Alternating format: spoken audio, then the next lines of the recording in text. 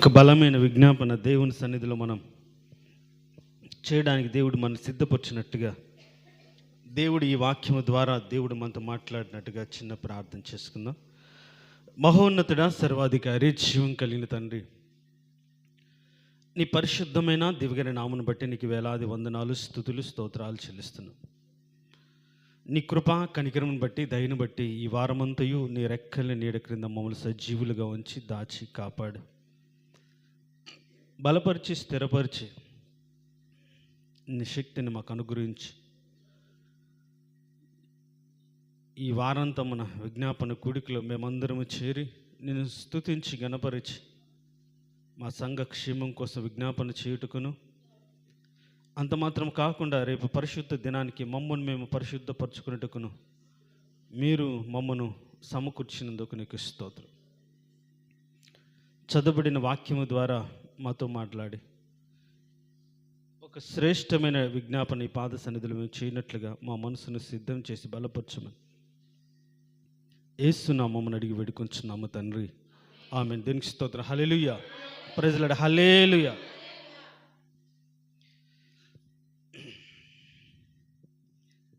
ప్రతి శనివారము విజ్ఞాపన కూడికలో మనమందరము చేరి సంఘక్షేమం కోసము, మన అవసరతల కోసము దేవుని సన్నిధిలో మనం విజ్ఞాపన చేస్తున్నాం. అయితే ఆ విజ్ఞాపన దేవుని సన్నిధి చేరాలి అంటే దేవునికి మనకు ముందుగా మధ్యలో ఏమీ ఉండకూడదు. నా ఇంటెన్షన్ అయితే అదే. మనం ఎంత ఏడ్చి, కన్నీరు కార్చి, విలపించి, ప్రలాపించి దేవుని సన్నిధిలో మనం ప్రార్థించినా హృదయంతరంగాల్లో పాపమో దోషమో ఉంచుకొని ప్రార్థన చేయడం వల్ల ఉపయోగం లేదు. ఆ ఏడుపు మోషే దృష్టికి చెడ్డదిగా కనిపించును అని సంఖ్యాకాండంలో ఉన్నట్లుగా మన ఏడుపు కూడా దేవుని దృష్టికి అన్నట్టుగా అనిపిస్తుంది. కాబట్టి నేనైతే ప్రతి విజ్ఞాపన దినమందు ఒక పరిశీలనాత్మకమైనటువంటి వాక్యం, మనల్ని మనం పరిశీలించుకోవడానికి, సరిదిద్దుకోవడానికి, దేవుని సన్నిధిలో మన మనసును ఆయనతో సమ్మతిపరచుకోవడానికి ధైర్యం కావాలంటే యోహాను రాసిన మొదటి పత్రికలు ఏమని ఉంటుందంటే, మన హృదయాంతరంగాలు ఎరిగిన దేవుడు కాబట్టి మన హృదయం ఏ ఏ విషయంలో దోషారోపణ చేస్తుందో ఆయా విషయాల్లో దేవుని సన్నిధిలో దేవుని ఎదుట మన హృదయాన్ని ముందు సమ్మతిపరుచుకొని, అయ్యా సారీ ప్రభా, క్షమించండి అయ్యా, దయ చూపించండి, అలా జరిగిపోయింది ప్రభా, ఇంకోసారి చేయను తండ్రి అన్నట్లుగా బతిమలాడుకొని ముందుగానే మన మనసు సిద్ధం చేసుకుంటే ఒక ధైర్యం మనకు వస్తుంది. ఆ ధైర్యంతో మనం చేసే ప్రార్థన దేవునికి వినిపిస్తుంది. దేవునికి స్తోత్రం. హల్లెలూయా. కాబట్టి మనందరికీ దేవుడు సమ్మతి గల మనసు దయచేయునుగాక. ఈ వాక్యము ద్వారా దేవుడు మనతో మాట్లాడి మన హృదయాంతరంగాల్లో ఉన్నటువంటి ప్రతి అతిక్రమం దేవుడు తీసివేయునుగాక. ఏమని చదివారు మీరు చదివిన వాక్యంలో? అతిక్రమమును దాచిపెట్టుకున్నవాడు వర్ధిల్లడు, వాటిని ఒప్పుకొని విడిచిపెట్టువారు దేవుని కనికరం. దేవుని కనికరం పొందాలంటేనే ఒక కండిషన్ ఉంది. ఏ అతిక్రమం అయితే ఉంటుందో దాన్ని ఏం చేయాలంటే దేవుని ఎదుటికి వచ్చినప్పుడు ఒప్పుకోవాలి, విడిచిపెట్టాలి. దేవుని కనికరం మన మీదికి రావాలంటే, దేవునికి దయ మన మీదికి రావాలంటే మనము మన అతిక్రమాన్ని ఒప్పుకోవాలి, విడిచిపెట్టాలి. అయితే ఈరోజు నేను చెప్పాలనుకుంటున్న మాట, వర్ధిల్లరు. ఎవరు వర్ధిల్లరు? అతిక్రమములు దాచిపెట్టుకున్నవాడు. ఇంకా బైబిల్లో చాలా రకాలైనటువంటి విషయాలు ఉన్నాయి. ఏమేమి దాచిపెట్టుకుంటే వర్ధిల్లరో మనం కానీ పరిశీలించుకోగలిగితే, ఆయన సన్నిధిలో వాటిని ఒప్పుకొని విడిచిపెట్టగలిగితే దేవుని కనికరాన్ని పొందుకుంటాం. దేవునికి స్తోత్రం. హల్లెలూయా. నా మాట అర్థమవుతుందా? వర్ధిల్లరు. సో ఈ వర్ధిల్లరు అంటే అభివృద్ధి పొందరు. వారు అభివృద్ధి పొందకపోతే అనేకులు కనిపించరు. వారి సాక్ష్యం కావచ్చు, వారి ప్రార్థనా జీవితం కావచ్చు. కొండ మీద ఉన్నటువంటి పట్టణం మరుగై ఉండనేరదు, కానీ వీళ్ళు మరుగై ఉంటారు. నీ అభివృద్ధి అనేకులకు తేటగా కనపడనిమ్ము అని తిమోతికి చెప్పినట్లుగా మన విశ్వాస విషయంలో, ప్రార్థన జీవితంలో, పరిశుద్ధతలో, నీతిలో మనము అభివృద్ధి పొందుతున్నామన్న స్థితి అనేకులు కనిపించకుండా పోతుంది. కారణం ఏంటంటే మన బ్రతుకులో అభివృద్ధి అనేదే ఉండదు. వర్ధిల్లకుండానే, అభివృద్ధి చెందకుండానే అక్కడే ఉండిపోతాం. సో వర్ధిల్లకుండా ఉండే సంగతులు చాలా ఉన్నాయి. ఎవరు వర్ధిల్లరో, ఏ ఏ సంగతులు హృదయ అంటే దాచిపెట్టుకుంటే వర్ధిల్లరో, ఇప్పుడు దోషము అతిక్రమములను దాచిపెట్టువాడు ఆజ్ఞను అతిక్రమించడమే పాపం. సో ఇక్కడ మనకు ఒకటి వచ్చేసింది. ఏదైనా అతిక్రమం, దేవుడు చెప్పిన మాటను నిర్లక్ష్యం చేసి పెడచెవిన పెట్టి నాకు తెలుసు అనే ధోరణిలో మనం కానీ వాక్యం మనకు గద్దిస్తున్నా, వాక్యం మనల్ని హెచ్చరిస్తున్నా, వాక్యం మనం సరి చేస్తున్నా, వాక్యం తప్పని మనల్ని చెప్తున్నా సరే, ఇదేం కాదులే, ఈ లోకంలో బ్రతుకుతున్నప్పుడు ఏదైనా చేయొచ్చు, ఇప్పుడు నేను చేసినంత మాత్రం నేను తెచ్చానా, బాగానే ఉన్నానుగా అనుకొని అతిక్రమిస్తే వాళ్ళ బ్రతుకులే ఉండదు, వర్ధిల్లదు, అభివృద్ధి అనేది ఉండదు. కాబట్టి ఈరోజు నేను ఒక 7 సంగతులు మీకు చెప్తాను చాలా ఫాస్ట్గా. వర్ధిల్లనేటువంటి అంశాలు ఏంటి మన జీవితాలు, ఎందుకుని ఒక వ్యక్తి వర్ధిల్లలేకపోతున్నాడు, అవి వాటిని ఆ వర్ధిల్లకుండా అడ్డుగా ఉన్నటువంటి ఆ పాపాలైతేమి, ఆ పరిస్థితులు అయితేమి, వాటిని మనం ఏం చేయాలి? ఇప్పుడు ఒప్పుకొని విడిచిపెట్టాలి. దేనికి స్తోత్రం, హల్లెలూయా. మొట్టమొదటిగా యోబు గ్రంథం 31వ అధ్యాయం 34వ వచనం. యోబు గ్రంథం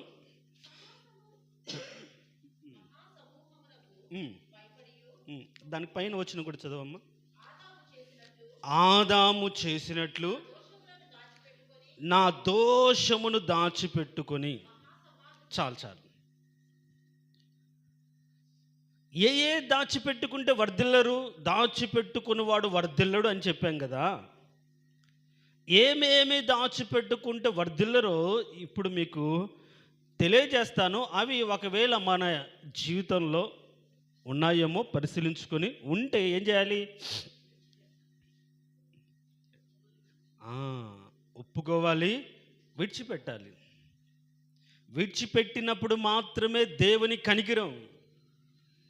అవి వదిలిపెట్టకుండా, ఆయన కాళ్ళను మనం వదిలిపెట్టకుండా పట్టుకుని ఎంత ఏడ్చినా ముందు అవి వదిలిపెట్టరా బాబు అనే దేవుడు అంటా ఉంటాడు.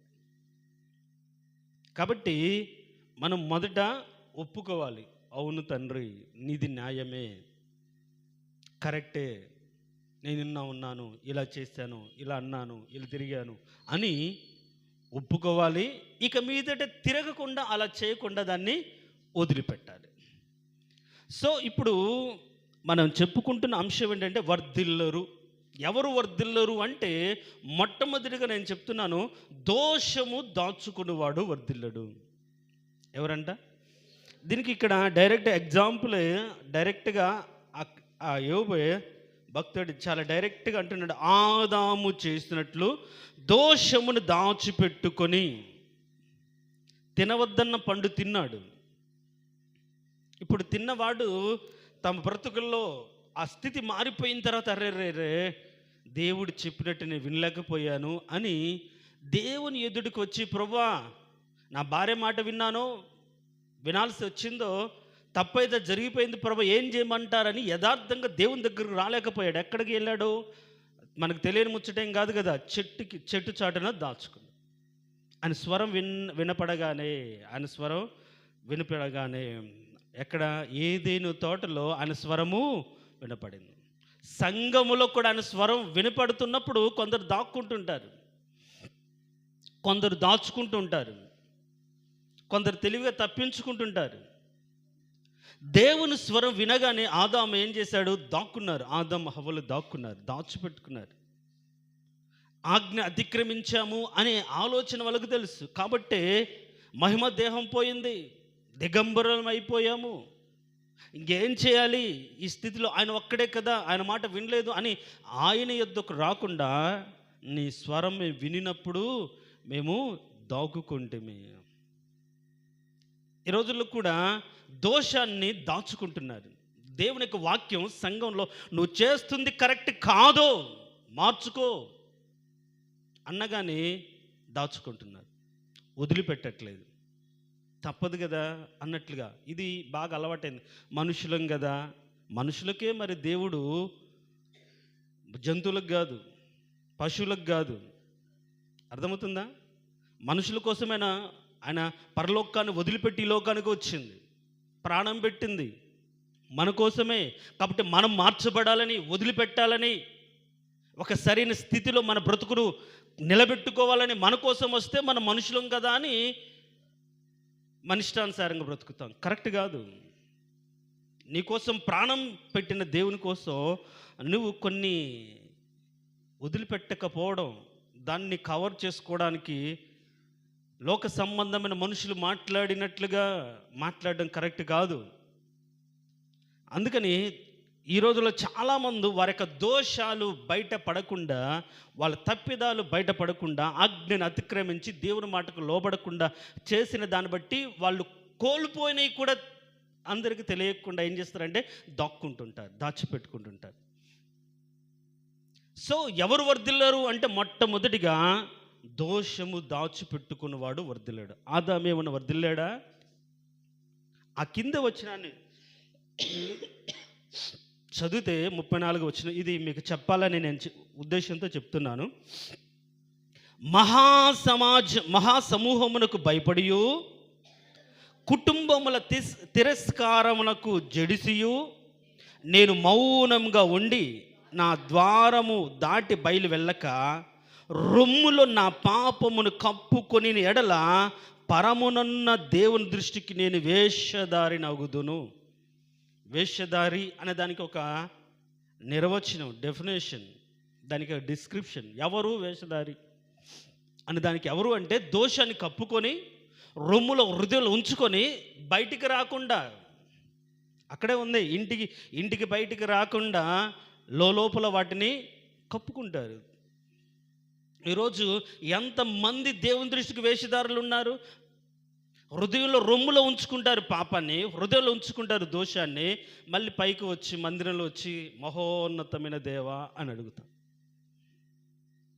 వేషధారి ప్రార్థన దేవుడు అంగీకరిస్తాడా? అంగీకరించడు. వాళ్ళు వర్ధిల్లుతారా? వర్ధిల్లరు. దయచేసి అర్థం చేసుకోండి.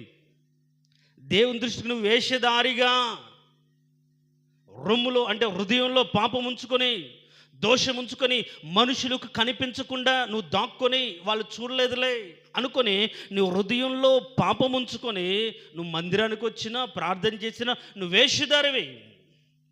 కాబట్టి ఆ ప్రార్థన అంగీకరించరు. అలా దాచుకున్నవారు వర్ధిల్లడు. దోషం చేశాడు, ఆజ్ఞను అతిక్రమించి పాపం చేశాడు ఆదాము, కానీ ఒప్పుకోలేదు. పైగా ఏం చేశాడు? నువ్వు నాకు వచ్చిన ఈ స్త్రీ నాకు ఇవ్వగా నేను తింటానని ఏం చేస్తున్నాడు? ఎదుటి వారి మీద మోపుతూ ఉన్నాడు. ఈ రోజుల్లో నేను అనుకున్నానయ్యా, మా ఇంట్లో నాకు సహకరించలేదు, మా ఆయన ఒప్పుకోలేదు, నా కూతురు ఒప్పుకోలేదు, నా కొడుకు ఒప్పుకోలేదు అంటే వాళ్ళు ఒప్పుకుంటేనే చేసేది భక్తా? దేవుని కోసం కాదా? వాళ్ళకి మందిరానికి వద్దు అంటే ఇంట్లోనే ఉండిపోతారా? కరెక్ట్ కాదు కదా. మనుషుల కోసం భక్తి చేయమాకండి. నీ భక్తిని బట్టి నీ వాళ్ళు మార్చబడినట్లుగా నీ హృదయంతరంగాల్లో ఉన్న పాపం తీసివేసుకొని, వేషధారణ తీసివేసుకొని, నీతిగా నిజాయితీగా నువ్వు క్రీస్తుని వెంబడించగలిగితే నీ బిడ్డలు, నీ భర్తలు, లేక ఎవరైనా సరే ఖచ్చితంగా నీ ప్రవర్తన బట్టి వెంబడిస్తారు. అందుకే నేను పోయిన వారు ఎప్పుడో ఒకసారి చెప్పాను, స్త్రీలు ప్రార్థన లేకుండానే భర్తలు రాబట్టొచ్చండి. బైబిల్లో ఉందన్నమాట. మీరు మీ భర్తల కోసం ప్రార్థించాల్సిన అవసరం లేదు. ఏం చేయాలి మరి? మీ ప్రవర్తనను బట్టి రాబట్టవచ్చును. అంటే రాలేకపోతున్నారంటే ఇక్కడ వేరు అక్కడ వేరు అని అర్థమైపోతుంది. ఇక్కడ వేరు, అక్కడ వేరు, అక్కడ సీటిపోటు మాటలు, తృణీకర భావము, ఇష్టానుసారంగా మాట్లాడు, అంటే మనమే పరిశుద్ధులమైనట్టు, మనమే ప్రార్థనకి వెళ్తున్నట్టు వాళ్ళని ఇష్టానుసారంగా మాట్లాడితే అసలు ఏం భక్తి ఇవ్వలేదు. భర్తను ప్రేమించలేని, కుటుంబాన్ని ప్రేమించలేకుండా అక్కడికి వెళ్ళి ప్రార్థన చేస్తే సరిపోతుందా అనే ఆలోచనలో పురుషులు బ్రతికినంత కాలం మందిరానికి వస్తారా? లేదు. నువ్వు ప్రేమను చూపించి అర్థం చేసుకొని ఏ విధంగా సరే నువ్వు తగ్గింపు కలిగి భరించి నువ్వు సేవ చేసేదాన్ని బట్టి, నీ ప్రవర్తన బట్టి, ఈమె క్రైస్తవురాలు కాబట్టి దేవుని తెలుసుకున్న దాన్ని బట్టి ఇంత తగ్గించింది, ఇంతగా లోబడుతుంది, నేను మంచివాడిని కాకపోయినా ఇంతగా ప్రేమిస్తుందనే ఫీలింగ్ భర్తలో రావాలండి. అదే ప్రవర్తన. దానికోసం నువ్వు ప్రార్థన చేయాల్సిన అవసరం లేదు, సరిగ్గా ఉంటే చాలు ఇంట్లో. కాబట్టి ఈరోజు అలా ఉండలేకనే సంపాదించుకోలేకపోతుంది. చేసినవి దాచిపెట్టుకుంటే, దోషమును దాచిపెట్టుకుంటే వర్ధిల్లరు. ఆదాము ఫస్ట్ ఎగ్జాంపుల్. దోషం చేశాడు, పాపం చేశాడు, దాచిపెట్టుకున్నాడు, వెళ్ళగొట్టబడ్డాడు.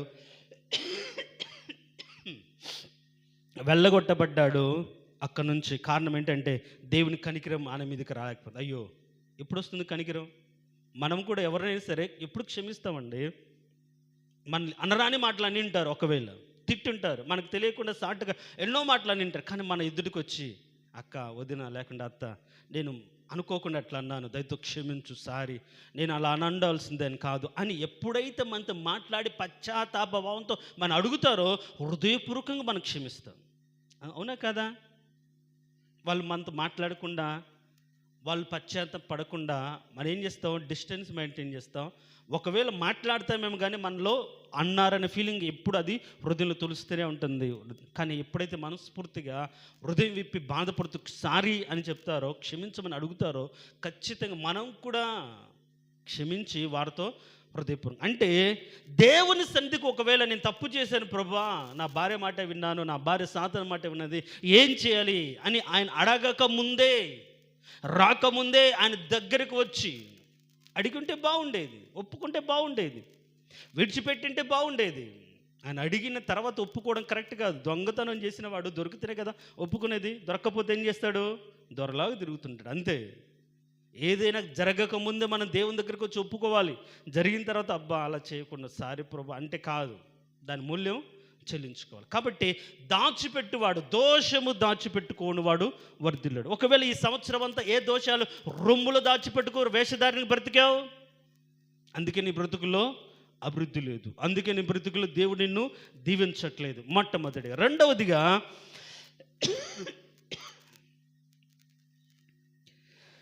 అవినీతి సొమ్ము దాచిపెట్టువాడు వర్ధిల్లడు. దేవునికి స్తోత్రం, హల్లెలూయా.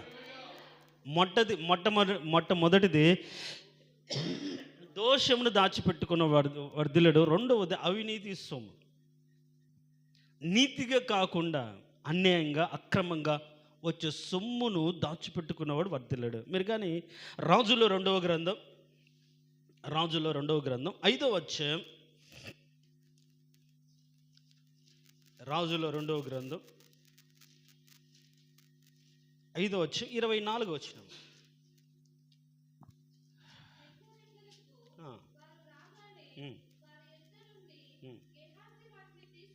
మెట్ల దగ్గరకు వారు రాగానే వారి యొద్ద నుండి గేహాజీ వాటిని తీసుకుని ఇంటిలో దాచి వారికి సెలవీగా వారు వెళ్ళిపోయారు. నయమాన్ని తెచ్చినటువంటి పాపిష్టి సొమ్మును, లేకుంటే పాపం కృతజ్ఞతాపూర్వకంగా అర్పణ ఇస్తానన్నా తన గురువు గారు ఎలీషా తీసుకోకపోతే ఈయన మాత్రం నా గురువుకు మనసు లేదు అనుకొని పరిగెత్తుకుంటూ వెళ్ళి తెచ్చుకొని ఇంట్లో దాచిపెట్టి ఎరగనట్టుగా ఎవరు ముందుకు వచ్చాడు? ఎలీషా ముందుకు వచ్చాడు. ఎలీషా ముందుకు వస్తే చూడండి 26వ వచనం ఆ మాట అంటే, అంతటి ఎలీషా వానితో, ఆ మనుష్యుడు తన రథము దిగి నేను ఎదుర్కొనుటకు తిరిగి వచ్చినప్పుడు నా మనస్సు నీతో కూడా రాలేదా? ద్రవ్యమును, వస్త్రమును, ఒలివ చెట్ల తోటలను, ద్రాక్ష తోటలను, నా గొర్రెలను, ఎడ్లను, దాసులు సంపాదించుకున్నట్టుకు ఇది సమయమా? కాబట్టి నయమానుకు కలిగిన కుష్టు నీకును నీ సంతతికి సర్వకాలము అంటి ఉండును. ఎంత దారుణం! ఏం చేస్తాడు? అవినీతి సొమ్మును తెచ్చుకొని దాచిపెట్టుకున్నాడు. ఎప్పటికైనా ఉపయోగపడుతుందిలే, నాకు పిల్లలు ఉన్నారు, వాళ్ళ భవిష్యత్తుకి ఏం చేస్తాం, ఆయన ఇస్తానంటే కదా నేను తీసుకుంటానన్నది, అది తెప్పట్లవుతుంది అనుకొని తన దృష్టికి తానే ఈ రోజుల్లో డబ్బులు సంపాదించే విషయంలో విశ్వాసులు వారికి వారే సొంత నిర్ణయాలు కాదు కానీ వాక్యాన్ని మలుచుకుంటారు, మనసును మార్చుకుంటారు. ఇప్పుడు కాకపోతే ఇప్పుడు ఈ చివరి దినాల్లో ఆస్తులు సంపాదించుకుని కూడబెట్టుకొని బ్రతికే టైం ఉందా? ఆల్రెడీ ఒక దేశం 3వ ప్రపంచ యుద్ధం ప్రారంభించబడింది, స్టార్ట్ అయిపోయింది అని వార్తల్లో వింటున్నాం.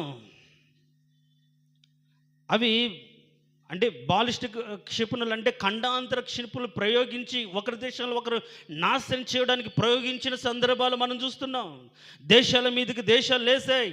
అంత మాత్రం కాకుండా వాక్యాన్ని ప్రకటించబడకుండా పోయిన వారమే చెప్పాను, చాప కింద నీరులా క్రైస్తవ్యాన్ని నిర్వీర్యం చేయాలనే ఉద్దేశంతో మతోన్మాద శక్తులు అనేక రకాలుగా ప్రయత్నిస్తున్నాయి.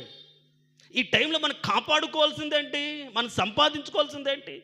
ఆస్తున, డబ్బున, ధనాన్ని, ఉద్యోగాన్ని ఏం సంపాదించుకోవాలి? దేవుని ఎదుట సరైన హృదయాన్ని సంపాదించుకోవాలండి. ఎంతకాలం బ్రతుకుతామో తెలియదు. ఒకవేళ 3వ ప్రపంచ యుద్ధం వస్తే ఇప్పుడు ఉన్నటువంటి వాళ్ళ దగ్గర ఉన్నటువంటి అణుబాంబులు కావచ్చు, ఆటం బాంబులు కావచ్చు, లేకుంటే రకరకాలైనటువంటి ఒకరోజు చాలు ప్రపంచం అంతా నాశనం అవ్వడానికి. ఒక్కరోజు చాలు ఒకరి మీద ఒకరు వేసుకుంటే. చూడండి, అలాంటి పరిస్థితుల్లో మన ఆలోచన ఏంటి, మన తలంపులేంటి? ఇంకా నేను సంపాదించుకోవాలి నా కోసం. ఆ విధంగా వచ్చింది, ఈ విధంగా వచ్చింది, అక్కడ వచ్చింది, రేపటికి ఉపయోగపడుతుందని ఇప్పుడు నయమాను సంపాదించింది తన కుటుంబం కోసమేగా. సరే, ఇక్కడ నా గెహాజీ అంటే కుటుంబ అవసరాలు కూడా దేవుడు ఇచ్చిన దాంతో తృప్తి పడాలి, కానీ లేని దానికోసం ఆరాటపడి అన్య మార్గంలో, వక్ర మార్గంలో, అన్యాయపు మార్గంలో డబ్బును కూడబెట్టుకొని దాచిపెట్టుకున్నవాడు వర్ధిల్లడు. ఒకవేళ అది ఇప్పుడు ఉపయోగపడుతుందో రానున్న భవిష్యత్తులో దానికి ఫలితం మనం అనుభవిస్తాం. వర్ధిల్లినట్లుగా లేదు. అందుకనే దాచిపెట్టుకున్నవాడు వర్ధిల్లడు. ఆదాము దోషం దాచిపెట్టుకున్నాడు, వర్ధిల్లలేకపోయాడు. గెహాజీ అవినీతి సొమ్మును దాచిపెట్టుకున్నాడు, వర్ధిల్లాడా? లేదు. కుష్ఠవ్యాధితో బయటికి వెళ్ళాల్సి వచ్చింది. కాబట్టి ఉన్నంతలో తృప్తి పడండి, లేని దానికోసం ఆరాటపడమాకండి. ఒకళ్ళు చూసి ఒకళ్ళు మీ బ్రతుకులు మార్చుకోమాకండి. తిండి తిని నీతిగా నిజాయితీగా బ్రతకడానికి దేవుడు ఇచ్చిన దాన్ని బట్టి తృప్తి కలిగి ఉండండి. ఆత్మీయతను కాపాడుకోవడానికి అటు తిరిగి ఇటు తిరిగి అటు తిరిగి ఆడ తిరిగి ఈడ తిరిగి అన్యాయంగా, అక్రమంగా, లంచాల పేరిట, దాని పేరిట, దీని పేరిట అనవసరంగా సంపాదించుకొని నీ బ్రతుకులు దేవుడి ఆశీర్వాదానికి అడ్డుగా ఉంచుకోమాకండి పాపిష్టి సొమ్మును బట్టి. కాబట్టి ఏంటి? అవినీతి సొమ్ము, అన్యాయపు సొమ్ము, అక్రపు సొమ్ము ఏదైనా సరే మనం దాచిపెట్టుకుంటే అది మా బ్రతుకుల్లో క్షేమము ఉండదు. మూడవదిగా అదే యోబు గ్రంథం 20:12 యోబు 20:13 అనుకుంటా, చదవండి. 12 కాకుండా 13 చదవండి.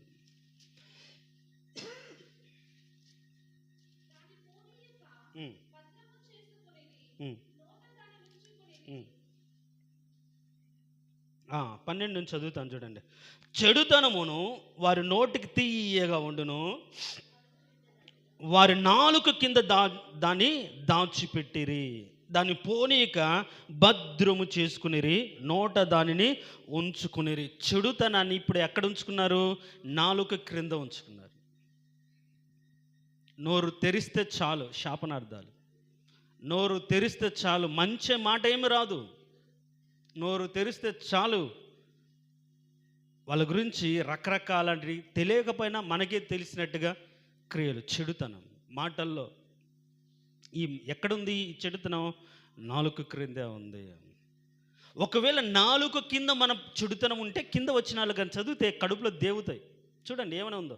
ఒకవేళ మన బ్రతుకులు నాలుగు కిందే చెడుతనం ఉంచుకుంటే ఏమని ఉంటుంది? 14 వచనంలో, ఆయనను వారి కడుపులో వారి ఆహారము పులిసిపోవును, వారి లోపట నాగుపాములు విషమగును, వారు ధనమును మృంగివేసిరి కానీ ఇప్పుడు దానిని మరలా క్రక్కివేయుదురు, వారి కడుపులుండి దేవుడు దానిని కక్కించును. మాటల ద్వారా ఈరోజు మాయ చేసి సంపాదించుకున్న దాన్ని, చెడుతనం ద్వారా సంపాదించుకున్న దాన్ని దేవుడు ఒకరోజు కక్కిస్తాడు. అది ఒకవేళ కడుపులోకి వెళ్ళినా దాన్ని తిన్న దాన్ని బట్టి లోపల కడుపులో ఏమవుతుంది, అది పులిసిపోతుంది. అంటే ఏంటి, యాసిడ్ అయిపోతుంది, పులిసిపోవడం. అల్సర్స్ వస్తాయి ఫిజికల్గా. మన బ్రతుకుల్లో కూడా చెడుతనం నోటి కింద దాచిపెట్టుకుంటే వర్ధిల్లరు, నోట్లో దాచిపెట్టుకుంటే వర్ధిల్లరు. సో ఆదాము రొమ్ములో దాచిపెట్టుకుని వేషధార అయ్యాడు, వర్ధిల్లలేదు. ఆకాను కాదు, ఎవరు, గేహాజీ ఇంట్లో దాచిపెట్టుకున్నాడు అవినీతి సొమ్ము, వర్ధిల్లలేదు. ఒకవేళ ఇంట్లో దాచిపెట్టడానికి మనకు అవినీతి సొమ్ము మనకు ఎక్కడ రాలేదేమో, కానీ చెడుతనాన్ని పంటి కింద, నోటి కింద దాచిపెట్టుకోగలిగిన స్థితి అయితే చాలామందికి ఉంటుందిగా. నువ్వు ఒకరికి మంచి చేయాల్సిన అవసరం లేదు, కానీ చెడు మాత్రం వారి గురించి చెప్పమాక. కానీ బైబిల్ ఏముంటుందంటే, నమ్మకమైన స్నేహితుడు సంగతి దాచును అని ఉంది, అవునా? కానీ మన వాళ్ళు దాస్తున్నారా? విప్పుతారు గుట్లు, బజారులో విప్పుతారు, ఎక్కడ పడితే అక్కడ విప్పుతారు. ఎందుకంటే వారి నోటి కిందే వాళ్ళ గురించి తలంపులు, ఆలోచనలు అన్నీ కూడా నోటి కిందే చెడ్డగా ఉంటున్నాయి. మనం ఒక వ్యక్తి గురించి చేతనైతే మంచిగా మాట్లాడాలి, తెలిసినా సరే చెడు మాట్లాడకూడదు. నాకు తెలియదు అనాలి. ప్రతి మాటలో కూడా ఏది తప్పు ఉందేమో అని మన మాటలను బట్టి ఒకరోజు తీర్పులోకి మనం వస్తామని యేసుప్రభువే స్వయాన అంటుంటే, నీ నోటి మాటలను బట్టి నీతిమంతుడుగానో అవినీతిమంతుడుగా నువ్వు తీర్పు తీర్చబడతావనే మాట ఉంటే, ఎందుకనంటే మన మాటల్లో దోషం ఉంటుంది, మన మాటల్లో చెడుతనం ఉంటుంది. మనుషులు చంపేంతటువంటి క్రూర విషయం మన మాటల్లోనే ఉంటుంది. ములుకుల వంటి పలుకులు పలికి మాటలు ఉంటాయి, ఈటల వంటి మాటలు పలికి మనుషులు ఉంటారు. కాబట్టి అలాంటి చెడుతనం, బాణాలకు కత్తి పూసి వదిలినట్టుగా ఈరోజు మాటలే ఆయుధాలుగా మాట్లాడుతూ ఎదుటి వారిని బాధ పెట్టే స్థితిలో, కృంగతీసే స్థితిలో ఉన్న దాన్ని బట్టి చెడుతనం నీ నోటి కింద, నీ హృదయంలో కాదు నోటి కింద ఉంటే వాళ్ళు వర్ధిల్లేరు. ఫర్ ఎగ్జాంపుల్, షిమి అనే వ్యక్తి ఉన్నాడు, బెన్యామీను గోత్రికుడు. షిమికి దావీదుకి ఏం గొడవలు లేవు, షిమికి దావీదుకి పెద్ద గొడవలు లేవు. అబ్షాలోము దావీదును తరిమినప్పుడు ఈయన కొండలమ్మటి పరిగెత్తుతూ, చెప్పులు లేకుండా, నోటి నుండి సొంగగార్చుకుంటూ, బట్టలు లేకుండా చాలా తిరుగుతూ ఉంటే వెతుక్కుంటూ వచ్చి షిమి అనే వ్యక్తి ఏం చేశాడంటే, దుర్మార్గుడా, నరహంతకుడా, సౌలు ఇంటి యొక్క హత్య పాపం నీ మీదకి వస్తుంది, ఎందుకని అట్లయ్యావు? సౌలే దొరికితే చంపకుండా తిరిగిన వ్యక్తి దావీదు 2 సార్లు. నేను మిన్నల్ని అంటి వాడిని కదా, నన్నెందుకు తరుముతున్నావు, నీ రాజ్యం నాకు అవసరం లేదు, నీ ఇష్టానుసారంగా నువ్వు చేసుకొని నీ జోలికి రానన్నా సరే వెంటబడి చంపాలని సౌలు, ఆ విధంగా చచ్చింది సౌలు. కానీ మధ్యలో ఉన్నాడు ఈయనకేందు మరి అంటే చుట్టం బెన్యామి, ఈయన కూడా బెన్యామిత్రం. మనకు కూడా ఆ గోత్రమో, ఆ కుటుంబం, ఇంటి పేరో, బంధుత్వమో, ఇరుగు పొరుగు బట్టి వాళ్ళు మౌనంగా ఉంటారు, కానీ మధ్యలో మనం లేసి ఎట్టంటే మాట్లాడుతారు. నోటి కింద ఏం చేస్తున్నా, దుమ్మెత్తిపోస్తూ వచ్చి పో నరహంతు కూడా చస్తావు అంటే పక్క వాళ్ళకు రోషం వస్తుంది. ఈ ముసలో నేను చంపేస్తానంటే దావీదు అంటాడు, నీకు వానికి సంబంధం, నన్ను కదా అంటున్నాడు, దేవుడే చూసుకుంటాడు. వర్ధిల్లాడా షిమి? ఆ పాపం అతని మీదకి రాలేదా? వచ్చింది. సొలొమోను రాజుగా అయిన తర్వాత షిమి నన్ను ఇట్లా అన్నాడు, నువ్వు జాగ్రత్తగా చూడు అన్నప్పుడు పిలిపించి అంటాడు, మా నాన్నని ఇట్లా అన్నావు కదా, నీ జాగ్రత్త, దేశం విడిచిపెడితే మాత్రం నీ ప్రాణానికి నువ్వే ఉత్తరవాదివి, చస్తావు జాగ్రత్త. అంటే 2 ఏళ్ళు 3 ఏళ్ళ తర్వాత మర్చిపోయాడు అనుకున్నాడేమో, గాడిదలు తప్పిపోతే ఎత్తుక్కుంటే దేశం దాటిపోయాడు. ఇంకా సొలొమోను అన్నాడు, ఆల్రెడీ నీకు చెప్పాను, నువ్వు వినలేదు కాబట్టి చంపేశాడు. చూడండి, మాటలు జాగ్రత్తగా ఉండాలి, దాన్ని బట్టి నష్టాన్ని కొని తెచ్చుకుంటాం. కాబట్టి నోటి కింద ఏముండకూడదు, చెడుతనం ఉండకూడదు. అలాంటి వాళ్ళు వర్ధిల్లలేదు, షిమే వర్ధలేదు. కాబట్టి ఈరోజు మనం అనవసరంగా నోటి కింద ఉంచుకున్నామో చూద్దాం. తర్వాత మత్తయి సువార్త 25:25 ఫాస్ట్గా మళ్ళీ ప్రార్థన చేసుకోవాలి కాబట్టి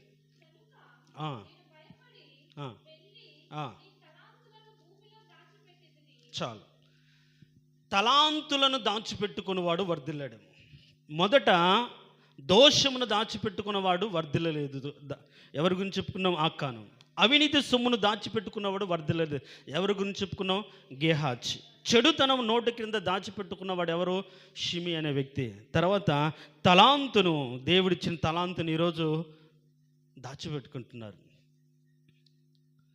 వాళ్ళు దేవుడి గురించి, దేవుడిచ్చాడు కానీ నాకు ఒక్కటే ఇచ్చావు. కొందరు అంటారు ఒక్కటే, వాళ్ళకి 10 ఇచ్చావు, వాళ్ళకి 5 ఇచ్చావు, నాకు ఒక్కటే. అమ్మో, ఈ ఒక్కటి పోగొట్టుకుంటే ఏం చేస్తాడు అనుకొని దాచిపెట్టాడు.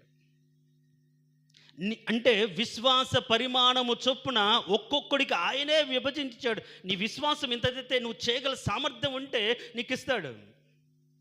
ఇప్పుడు 6th క్లాస్ చదివే వాడిని ఇంటర్మీడియట్లో కూర్చోబెడితే చదువుతాడా? ఎందుకని? అంత నాలెడ్జ్ లేదు, ఆ వయసు కాదు. కానీ నేను ఇంటర్లో కూర్చోవాలనుకుంటే వాడు అవివేకం. అంటే ఎవరికి ఎంత సామర్థ్యం ఉందో దాని చొప్పున ఒక తలాంతిస్తే దాన్ని వృద్ధి చేయాలి. అంతేగాని దాన్ని నాకు ఇంతే ఇచ్చేవని, నాకు కుదరలేదు అని మళ్ళీ ఏమనుకుంటాడని దాచిపెట్టేవాడు. దీని గురించి ఎక్కువగా చెప్పడానికి టైం లేదు కాబట్టి ఎవరికి ఎలాంటి తలాంతునిచ్చాడో పాటలు పాడవచ్చు, వాక్యం చెప్పొచ్చు, పరిచర్య చేయొచ్చు, సాక్ష్యం చెప్పొచ్చు, సాక్ష్యం నిలబడొచ్చు, అనేకుల గురించి ప్రార్థన చేయొచ్చు, నడిపించవచ్చు. కానీ దాన్ని ఏం చేస్తే నాకెందుకులే, నేను చెప్తే ఎవరు వింటారు, నన్ను ఎవరు గమనిస్తున్నారు, నాకెవరు సాయం చేస్తారు ఇని ఈ రోజుల్లో చాలామంది సంఘాలలో వాళ్ళకి ఇచ్చిన తలాంతును వృద్ధి చేయమని ఇస్తే ఏం చేస్తారు? దాచిపెడుతున్నాడు. ఇప్పుడు దాచిపెట్టుకున్నావు అని దేవుడు సరేలే ఏదో ఒకటిలే, పోగొట్టుకోలేదుగా నీకు ఇచ్చింది అని దేవుడు శబాస్ అన్నాడా? చూడండి, ఇచ్చిన దాన్ని పోగొట్టుకోకుండా కాపాడుకోవడం గ్రేట్ అనుకునే భ్రమలో బ్రతకమాకండి. రక్షణ పోగొట్టుకోలేదు, పాపంలో పడిపోలేదు, దానికంటే దేవుడు నీకు ఏది ఇచ్చాడో చూసి దాన్ని అభివృద్ధి చేయి, వృద్ధిపరచాలి, దేవుని రాజ్యాన్ని వృద్ధిపరచాలి. నీ తలంత ఏంటో దాన్ని దేవుని యొక్క రాజ్య నిమిత్తమై వాడాలి. దానికి వంకలు వెతుక్కోవడాలు, అక్కడ చాలా వంకలు చెప్తాడు, ఆయన గురించి మనకు టైం లేదు. కానీ తలాంతును దాచిపెట్టుకున్నవాడు వర్ధిల్లడు. ఈరోజు దేవుడు నీకేం తలాంతు ఇచ్చాడు? ఇది నా తలాంతు, ఇది దేవుడు నాకు ఇచ్చింది అనుకున్నటువంటి నిర్ణయం ఏదైతే ఉందో దాన్ని వృద్ధి చేస్తున్నావా, దాచిపెట్టుకుంటున్నావా? ఇప్పుడు నీ తలాంతును గుర్తించాల్సింది ఎవరు? దేవుడు. దాని వృద్ధిలోకి వస్తే అందరికీ కనిపిస్తుంది. నువ్వు దాచిపెట్టుకుంటే ఎవరు కనిపిస్తుంది? పాటలు పాడే వాళ్ళు ఉన్నారు, ఎక్కడ వెనక కూర్చున్నారు, నాకు ఇవ్వలేదంటే సరిపోతుందా? ఒకసారో 2 సార్లు వచ్చి ముందుకు వచ్చి నేను పాడగలుగుతాను, నేను పాడతాను అని చెప్తే అవకాశం ఇవ్వకపోతే ఫీల్ అవ్వాలి. ఇచ్చిన తర్వాత జాగ్రత్త దాన్ని ఉపయోగించుకోవాలి. అడ్డదిడ్డంగా పాడి, కలవకుండా పాడి నాకు అంటే కాదు. సంఘంలో సహవాసులు ఉండే విధానంలో వేరు, వ్యక్తిగతంగా ఉండే విధానంలో ఉండే విధానం వేరుగా ఉంటుంది. కాబట్టి ఏ తలాంతు దేవుడు నీకు ఇచ్చాడు? కన్నీరు కార్చి ప్రార్థించడమా? అది శ్రేష్టమైన తలాంతు. అయ్యో నా సంఘం, అయ్యో నా ప్రజలు, అయ్యా దూరం అయిపోతున్నారు, దగ్గరికి రాలేకపోతున్నారు, దేశం మీదకి రాజ్యం, రాజ్యం మీదకి రాజ్యం లేస్తుండగా, పొగ కమ్మి ఉంటుండగా, తండ్రి ఇంకెప్పుడు నా సంఘాన్ని కాపాడుతాం, ఇంకెప్పుడు అనేకులు రక్షించబడతారు, ఇంకెప్పుడయ్యా అని భారంతో ప్రార్థించేది. ఆ రోజు నీ కన్నీటి ద్వారా రక్షించబడిన వారిని నువ్వు చూస్తావు.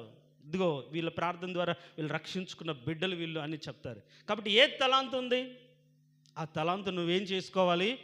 దాచిపెట్టుకోకూడదు, దాన్ని వృద్ధి చేయాలి, దాన్ని వృద్ధి చేయాలి. తర్వాత 5వదిగా దేవుడి సొమ్ము దేవునికి ఇవ్వకుండా దాచిపెట్టుకోవడం. దేవునికి ఇవ్వాల్సిన సొమ్ము ఈ రోజుల్లో దశం భాగాలు కావచ్చు, కృతజ్ఞత అర్పణలు కావచ్చు, దేవునికి ఇవ్వాల్సిన సమయం కావచ్చు, దేవునికి ఇవ్వట్లేదు. అననీయ సప్పీరియా అనే గురించి మనం చూస్తే వాళ్ళు అమ్మారు ఇవ్వాలని, కానీ కాస్త దాచిపెట్టుకున్నారు. కానీ దేవుని దగ్గరికి వచ్చి ఇంతే మేము అంటే మేము మొత్తం ఇస్తున్నాం అన్నట్టుగా బిల్డప్ ఇచ్చారు. దేవుడు ధారాళంగా ఇస్తేవని ప్రేమిస్తాడు. నువ్వు ఎంత ఇవ్వాలనుకుంటే మనుషులు నువ్వు ఇచ్చ కలిగినంత ఇవ్వాలి, నువ్వు అనుకున్నంత ఇవ్వాలి. నువ్వు అనుకున్నంత ఇవ్వకుండా కాస్త దాచిపెట్టుకొని ఇంతే అన్నట్లుగా ఇవ్వడం కరెక్ట్ కాదు. దేవునికి ఇవ్వాల్సిన దాన్ని ఇవ్వకుండా వాళ్ళకిచ్చి వీళ్ళకిచ్చి, సంఘంలో నువ్వు ఏ సంఘంలో అయితే బాప్తీసం తీసుకొని అంటుకట్టబడి ఆరాధన చేస్తున్నావు, ఆ సంఘానికి నీ దశంభాగం ఇవ్వాలి. ఆ దైవదాసునితో ప్రార్థన చేసుకొని అవసరమైతే ఆయనకని ఇవ్వాలి. అంతేగాని నువ్వు దాచిపెట్టుకొని వాళ్ళ ఇంటికి వస్తారు, వీళ్ళ ఇంటికి వస్తారు, వాళ్ళకి 10, వీళ్ళకి 100, వీళ్ళకి 200 మిగిలి తెచ్చి ఇవ్వడం కరెక్ట్ కాదు. నన్ను ఒకరు అడిగారు, అయ్యా అమ్మ నా దగ్గర ఒక 13,000 ఉన్నాయి, ఏం చేయాలయ్యా అన్నారు. చర్చిలో వేయండి, దేవుని పని కోసం ఉపయోగపడతాను అని చెప్పాను. దేవునికి ఇవ్వాలి, దేవునికి ఇవ్వాల్సినవి మనం ఇవ్వాలి. ఒకవేళ నీకు ప్రేమ కలిగితే, ప్రేరేపిస్తే ఆ దశంభాగాలు అవి ఇవి కొని ఇవ్వకూడదు. ఎక్స్ట్రాగా దేవుడిని వర్ధిల్లి చేసిన ప్రకారం, కృతజ్ఞతార్పణం ప్రకారం ఏదని ఇవ్వాలి. ఇవ్వాల్సిందే, సమయం ఇవ్వాల్సిందే, డబ్బు ఇవ్వాల్సిందే. మరి పరిచర్య జరగాలి అంటే, పనులు జరగాలి అంటే ఎలా? ఒకవేళ సేవకుడు పరిపూర్ణ సేవకు సమర్పించుకొని ఉద్యోగం లేకుండా సంఘము ద్వారా పోషణ చేయబడుతున్న సేవకుడైతే ఎట్లా బతుకుండేవాడు? అందుకనేమో కొందరిని సేవకులు వద్దన్నారు. ఏ సంఘాన్ని నమ్ముకుంటే నువ్వు ఎక్కడ బాగుపడతావురా, వద్దు, నువ్వు పని నువ్వు చూసుకో అని చెప్పారు. అర్థమవుతుందా? కాబట్టి ఎట్లా పోషణ జరగాలి, ఎట్లా కుటుంబం పోషించబడాలి, ఎట్లా పరిచర్య జరగాలి, ఎట్లా వారి కుటుంబం ఉంటుంది, వారు పోషించబడాలి, ఎట్లా అంటే అందుకే లేవీలకు స్వాస్థ్యాలు ఏమి ఇవ్వలే, వాళ్ళు ఇచ్చే దశంభాగాలే వారికి స్వాస్థ్యం. కాబట్టి దేవుడికి ఇవ్వాల్సింది. నువ్వు 100 రూపాయలు సంపాదించావు, 10 రూపాయలు పక్కన పెట్టుకో. 1000 రూపాయలు వచ్చింది, 100 రూపాయలు పక్కన పెట్టుకో. 10,000 వచ్చింది, 1000 రూపాయలు పక్కన పెట్టి నమ్మకంగా తీసి ఆయన బాక్స్లో. అదే మాట అక్కడ ఉంటుంది. ఎప్పుడైతే మనం ఆయన సన్నిధిలోకి తీసుకొస్తామో ఆయన గుప్పిలు విప్పి పట్టజాలనంత ఇస్తారు. మనకి మన అవసరాలన్నీ కనిపించి, వచ్చే వారం ఇద్దాంలే, వచ్చే నెల ఇద్దాంలే, ఈసారికి ఇది అంతే జరిగిపోతూ ఉంటుంది. ఇచ్చి కూడా చచ్చిన వారు ఎవరంటే అననీయ సప్పిరా. ఇంతేనా అమ్మింది? అవునయ్యా, నేను చాలా యథార్థవంతుని, 1 రూపాయి కూడా నేను వాడుకోలేదు, మొత్తం తెచ్చి నీకేస్తున్నాను. దాచిపెట్టుకున్నాడు. దేవునికి ఇవ్వాల్సింది ఇంత. నా స్తోమత ఇంత, నేను ఇవ్వగలిగింది ఇంత. ఒక బీద విధవరాలు ఏం చేసింది? 1 కాసు మాత్రమే వేసింది, కానీ అందరికంటే ఎక్కువ వేసింది. దాన్ని కారణం ఏంటి? ఆమెకున్నది అదే, అంతే, ఉన్నదంతా వేసింది, ఇంకా లేదు, ఇంక వెనక బ్యాలెన్స్ ఏం లేదు. అందుకే గొప్పదైపోయింది. కాబట్టి 5వదిగా దేవుని సొమ్ము దేవునికి ఇవ్వకుండా దాచిపెట్టుకునేవాడు. అపోస్తుల కార్యం 5:2 మనం చదువుతాం. వర్ధిలో చాలా టైం లేదు. తర్వాత లాస్ట్ 6వ వచనం, 6వది ప్రసంగి గ్రంథం 5వ అధ్యాయం 13వ వచనం. ప్రసంగి గ్రంథం 5వ అధ్యాయం 13వ వచనం. ప్రసంగి గ్రంథం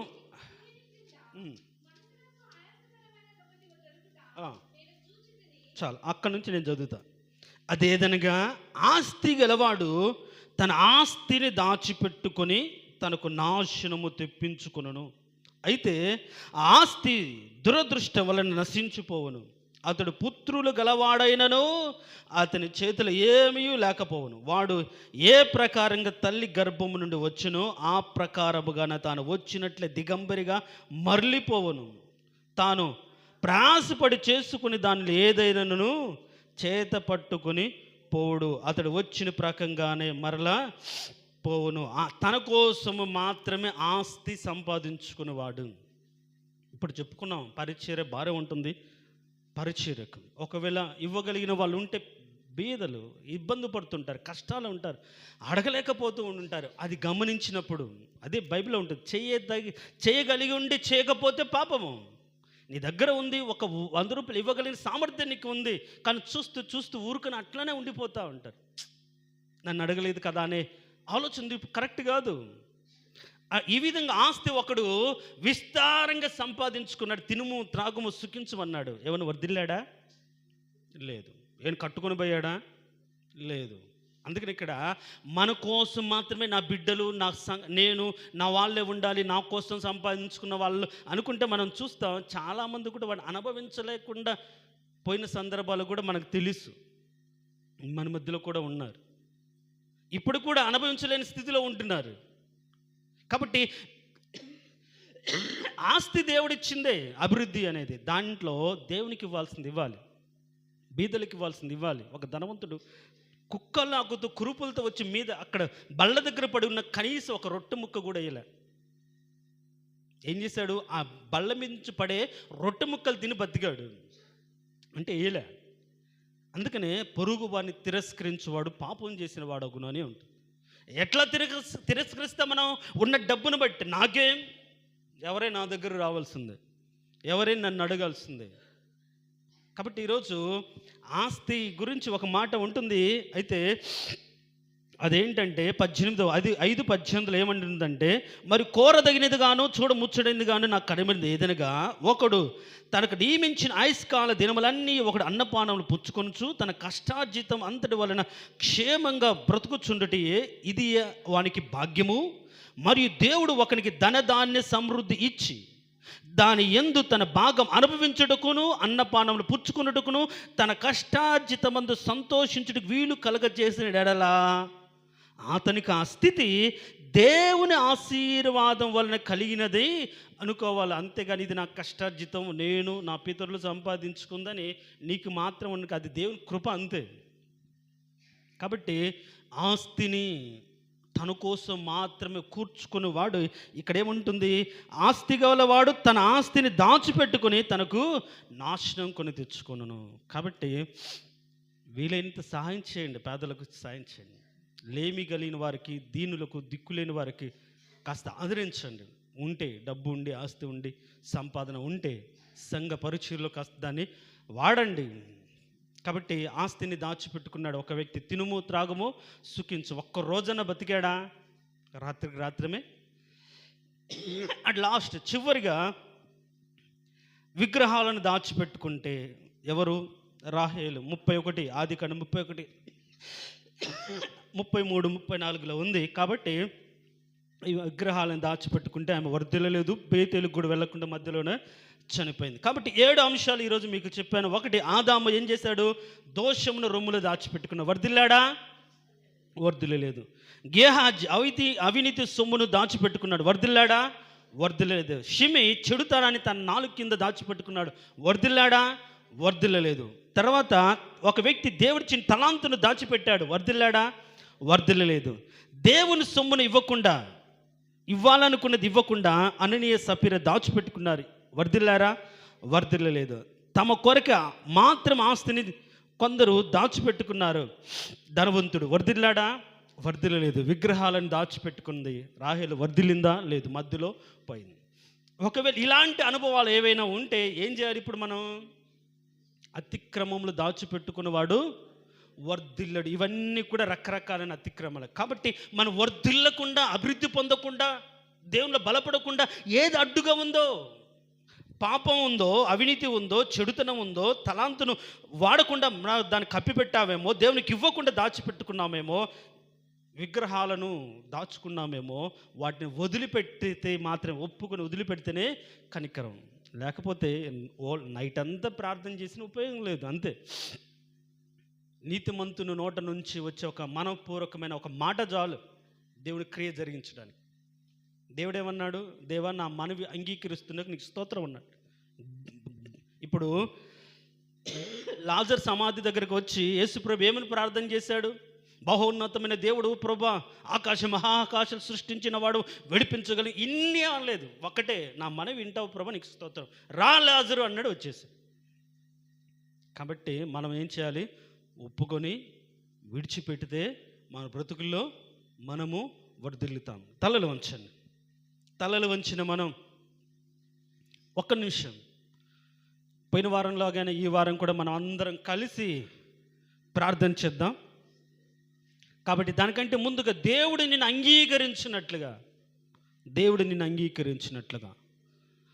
దాచుకున్నావేమో నీ హృదయంతరంగాల్లో, నాలుక కింద, ఇంట్లో ఎక్కడ దాచిపెట్టుకున్నావేమో అది ఒప్పుకొని నువ్వు వదిలిపెట్టగలిగితేనే దేవుని కనికరం, నీ ప్రార్థన ఆయన అంగీకరిస్తాడు.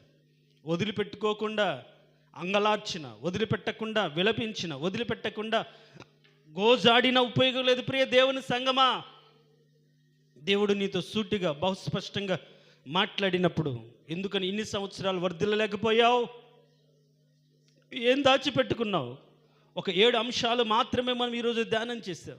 ఇంకా ఉన్నావేమో, వాటిని ఒప్పుకొని, అవునయ్యా నీకు తెలియకుండా నా యొక్క రొమ్ములో చెడుతనం ఉంది, పాపం ఉంది, మోహపు చూపులు ఉన్నాయి, వ్యభిచార తత్వం ఉంది, లోక స్నేహం ఉంది, అవినీతి సొమ్మును ఆశించే కన్నులున్నాయి, పాపమును చూసి ఆశించే స్వభావం ఉంది. తండ్రి దయతో నన్ను క్షమించు.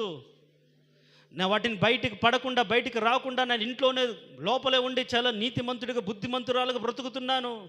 ఎవరింటికి వెళ్ళకుండా పాపంలో మాత్రం బ్రతుకుతూ, గడప దాటకుండా వేషధారిగా బ్రతుకుతున్నానయ్యా, క్షమించండి.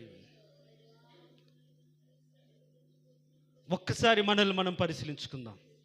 పరిశీలించుకున్న తర్వాతనే ప్రార్థన.